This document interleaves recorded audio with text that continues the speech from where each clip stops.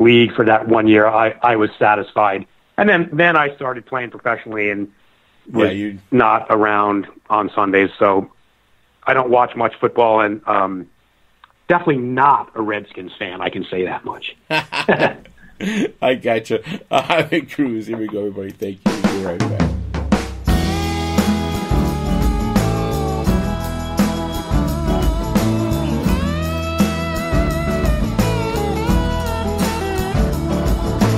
We've been fighting for so long. Everything all right is wrong. We just can't pretend no more. It's time we opened up the doors for all. Give us all your tired and poor, hungry folks from distant shores. With so much land, there's room for more, and we don't need another Berlin Wall.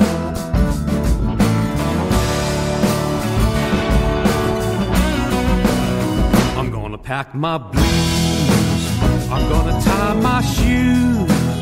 I can't refuse a highway cruise.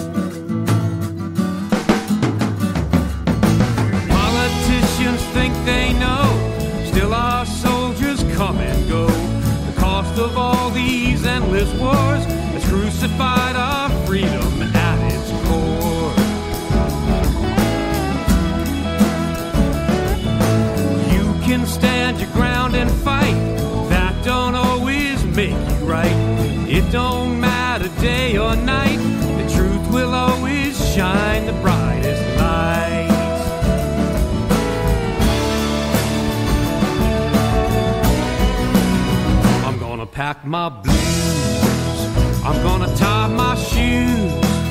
I can't refuse a highway cruise. I'm gonna pack my blues, I'm gonna tie my shoes. I can't refuse a highway cruise. Hit it.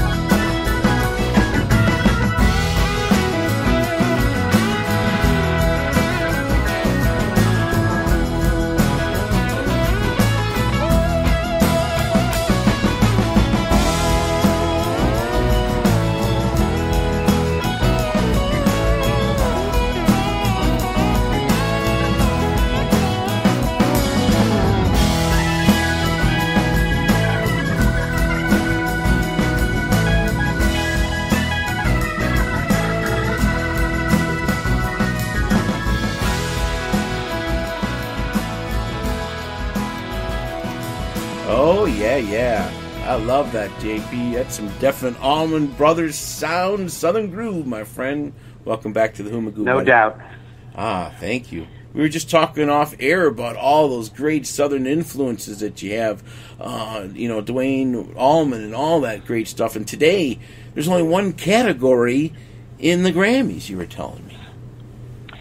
Yeah, and it's really about the TV show that the Grammy Award ceremony is.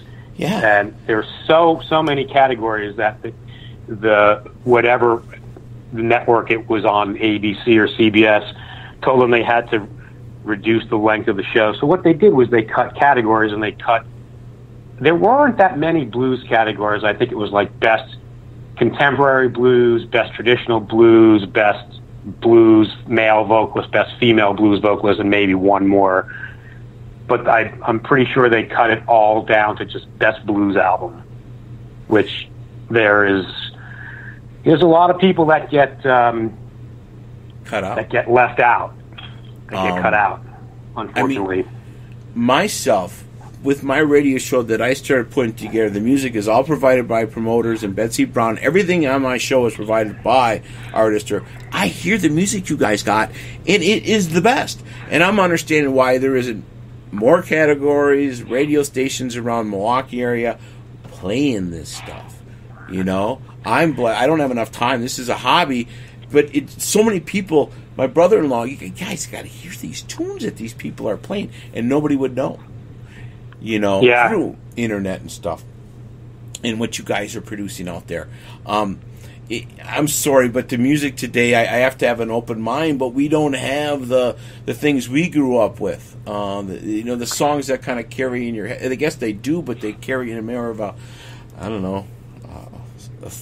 lyric theme, I guess, in their heads, huh? Not musical, should I say? Well, yeah, the industry. Right, the industry has become completely about the bottom line, which is making money for somebody else, not necessarily the artist. Because even though all these famous musicians that we grew up listening to, the Who, the Allman Brothers, the musicians made lots of money, but the record company made 10 times as much money, and so now it's even, in my opinion, more blatant than ever. There's still people out there like myself making good music, but the record company has, this is what we're going to do for you. We think you're going to be good. We think you're good. We think you're going to sell some records.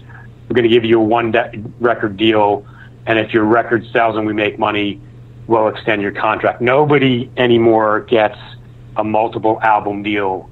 It's you get one shot at it. If you fit the suit, so to speak, and it works and your record sells, then they'll give you money to make another record and promote you some more. But it's no longer about the art at the highest level, like the big major label companies. Sure, you have some exceptions, but I don't know how people get signed to a major deal anymore.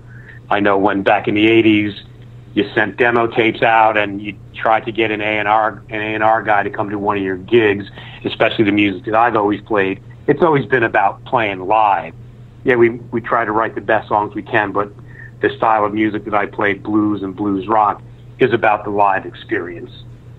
Yeah, and it's just I'm trying to be open-minded about the hip-hop and the rap, and that's kind of what they do. So you either have to go into that, but again, I'm just blessed, and this is out here, so I just keep cranking the best I can. Your tunes and all these great blues artists. Buddy Guy, Tom Hambridge, my mind. Now, that one, the independent blues, NOLA Sessions, and all that stuff coming from Betsy Brown. And then to hear your stuff, JP, it's just beginning of everything for everybody. I mean, you keep it going. Yeah, well, thank you for doing what you do to keep it going, and that's part of why I do this. I have no misgivings about fame and fortune. I love this music. I'll be playing to the day I die. I play guitar every day, even if it's just for 30 seconds, if I'm traveling or if I'm practicing or if I'm playing a gig. Sometimes I play 2 gigs in a day. I'll do a morning gig and an afternoon gig or something.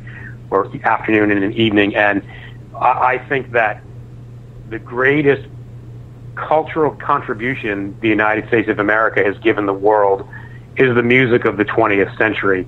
Yeah. And my goal is to keep it alive and keep it going. And at the my CD release show last week, it was at this coffee shop, music venue. It turned into a music venue at night, but they also sell homemade gelato. And people were coming in off the street to buy an ice cream and coming and sitting down and going, "Hey, this guy's good.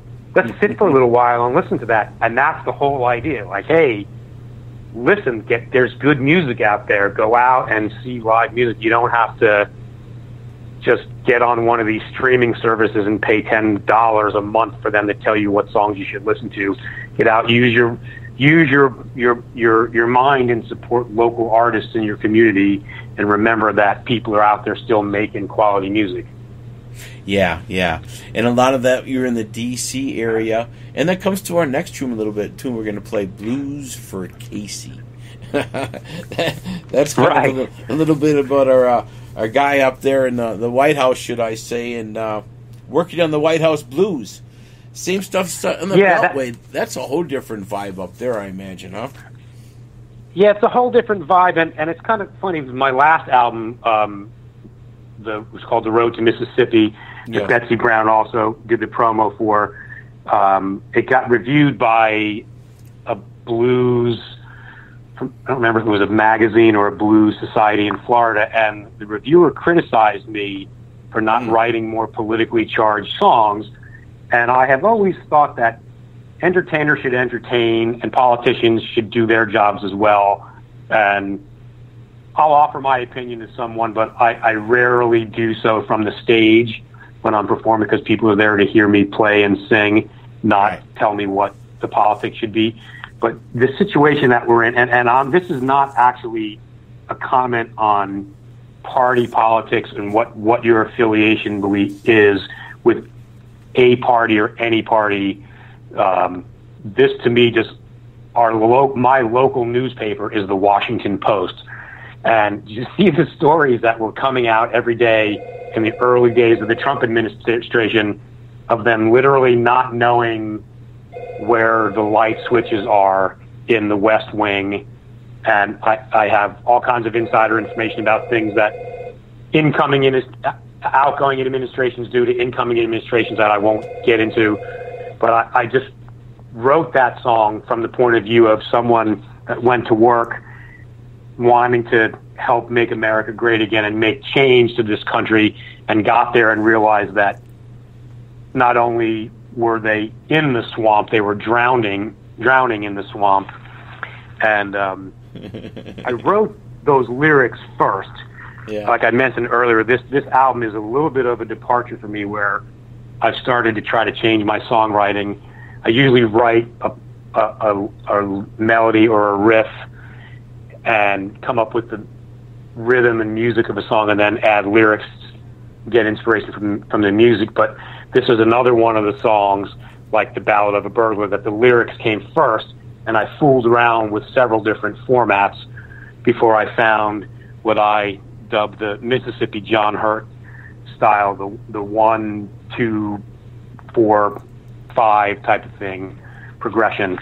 And it fit. It was amazing. I literally wrote all the words and kind of had it in a shuffle, and I kind of didn't feel right. And I said, well, let me try it. Working with Duke Levine, who was the co-producer on the album, he suggested I try to put it into one of my fingerstyle patterns.